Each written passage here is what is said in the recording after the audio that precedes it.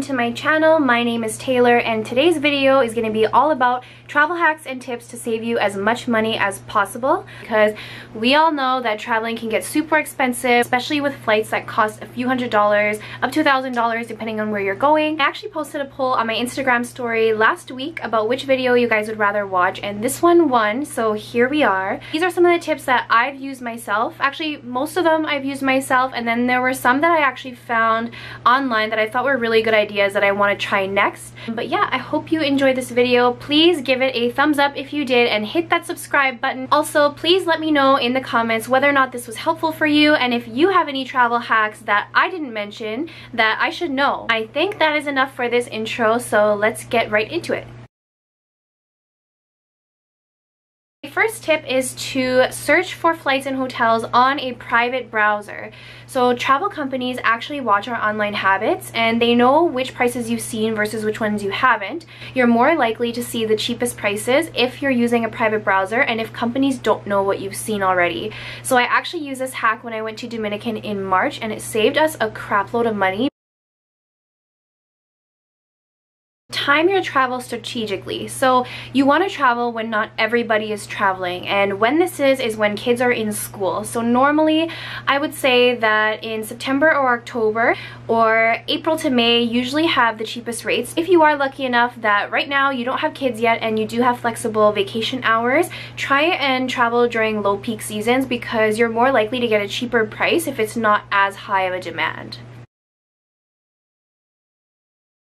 This tip kind of ties in with the last one that I just talked about, but this one is be flexible with your times and dates. Airfare is based on supply and demand, so that means flying on a Tuesday or Wednesday is generally cheaper than flying on a Friday, Saturday, or Sunday because less people want to travel during the middle of the week. They'd rather travel on the weekend when they already have time off, so they don't have to book off as many days.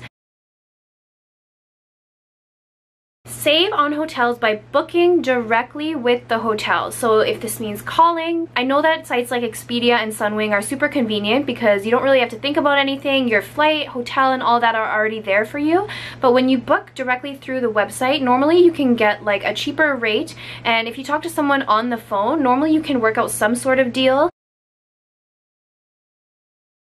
You can use websites like Yapta, Google Flights, Flight Hopper to send you notifications when a flight that you're interested drops in price or increases. This way you don't have to keep refreshing your browser or checking back every day because you'll automatically get an email every time there's a price change.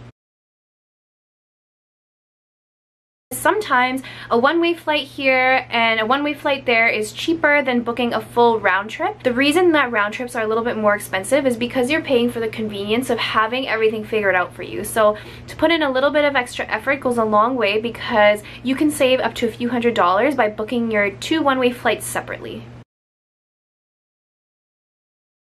If you are from Canada like I am and you haven't heard of Flair Airlines yet, girl, you need to go on there because they always have crazy sales. The only thing I will say is that they do use older planes, so there's not like any free refreshments or TVs on the back of the seats, and then also you have to pay to check your bag.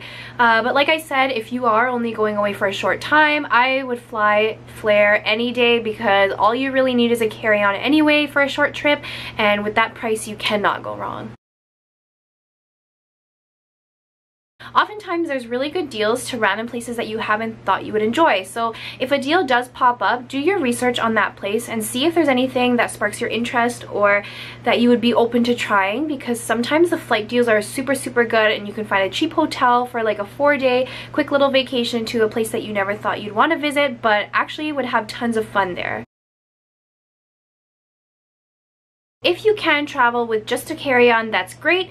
If not, maybe you're traveling as a pair or in a group, see if there's one person who's willing to get a checked bag. You guys can all pitch in for the cost and put all your heavy stuff or your liquids or things that you can't fit into a carry-on in that bag, and that way you guys are all splitting the cost on just one checked bag instead of everyone checking a bag just because you all need a full-size bottle of sunscreen. It just makes more sense to do it this way.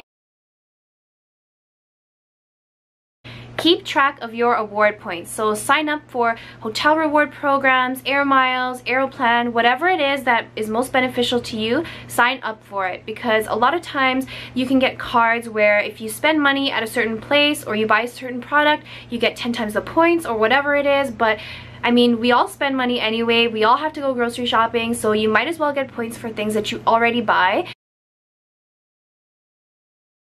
If it's just you, or maybe even two of you, highly consider booking a private room on Airbnb instead of booking a whole home or apartment, because realistically, how often are you in your room when you're on vacation anyway? You're there to see things outside of the room. You're really only there to get ready or to sleep. And another upside to booking a private room in an Airbnb is that a lot of times hosts will provide things like toiletries or food and like towels and stuff for you. So A, you have to pack less, and B, you have to also pay for less. Before booking an Uber or going to a restaurant, creep a bunch of travel influencers on blogs or on Instagram, because they post a lot of codes. I know, like, I've seen codes for Uber, codes for Skip the Dishes, codes for restaurants, codes for even excursions and stuff. So definitely creep some influencers first before you book anything, because you might be able to find yourself a really good deal that you otherwise wouldn't have had. Bring your own travel mug with your own tea and or coffee and your own water bottle from home, because we spend $3 a day on coffee from Starbucks. Sometimes it costs even more than that, but at the end of the week, if you only spend $3 a day on coffee, you spent $21. That $21 could have been put towards something way more meaningful than just coffee. Whenever I go on vacation, I always buy myself either like a loaf of bread to make toast or some fruit or something, because when I wake up, I am starving. Like, I need to eat right that second or I'm gonna be cranky. And if I have to shower, get ready, go to the breakfast place and wait for breakfast, I am gonna be so angry and not having it. So it's a nice idea to just have breakfast ready to go, and then that way you're also less likely to spend money at a restaurant and you're more likely to just wait till lunch to eat. Make sure you're super stocked up on snacks, because I know when you're on vacation, you're probably walking a lot, you're probably doing a whole lot, and you get hungry really fast. So if you have some granola bars or a little bag of chips or some fruit in your bag, then you're less likely to spend money on food while you're out, and you're more likely to wait until the next meal to tie yourself over. Watch out for hotels.com gift card sales on Amazon. Sometimes you can actually get a $100 gift card for only $80 on Amazon depending on their sale, and then use it yourself. So that way you save $20 on your hotel. When you're booking excursions, do your research. A lot of resorts will tell you that you can only book through them because it's safer, and in some cases this is true, but in others it's not. So when you get to your resort and you go walk down the beach, there's going to be a lot of people trying to sell you things and excursions. Most times they'll be wearing a shirt with like a company name, or they'll have a little booth.